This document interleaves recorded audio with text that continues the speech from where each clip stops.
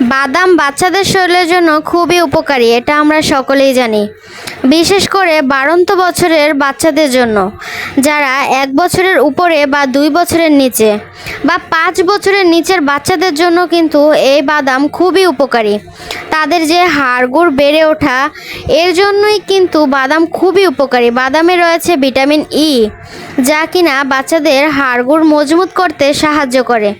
তাই অনেকেই কিন্তু এই ছোট বাচ্চাদেরকে কিভাবে এই বাদামটা খাওয়াবেন বুঝতে পারেন না। আজকের এই ভিডিও থেকে আপনি শিখে নেন আপনার বাচ্চাকে কিভাবে আপনি এই বাদামটা খাওয়াবেন। এর জন্য প্রথমে এই বাদামগুলোকে ভেজে পরিষ্কার করে ছিলে নেবেন।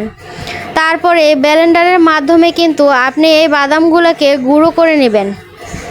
ভালোভাবে গুঁড়ো করে হয়ে গেলে আপনি এইগুলোকে একটু রোদে নিয়ে শুকিয়ে নেবেন। কড়া রোদে দিলেই কিন্তু এগুলো একটু শুকাবে। আমি কিন্তু বাদামগুলোকে একটু হালকা ভেজে নিয়েছিলাম। ভেজে নেওয়ার কারণটা হলো এই বাদামের ছিলকাগুলো কিন্তু ভেজে নেওয়ার কারণে খুব সহজেই উঠে গেছে। আপনারা দেখেন, আমি কিন্তু বাদামটাকে খুব বেশি পরিমাণে ভাজিনি, অল্প পরিমাণেই ভেজেছিলাম। এরকমভাবে আমি দুইবারে দিয়েই কিন্তু এই বাদামগুলোকে গুঁড়ো করে নেব।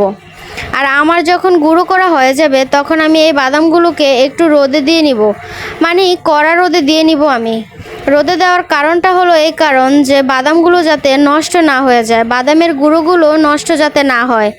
যেহেতু আমি বাদামগুলোকে ভালোভাবে ভাজিনি, তাই বাদামের গুঁড়োগুলো নষ্ট হয়ে যাওয়ার সম্ভাবনা থাকে।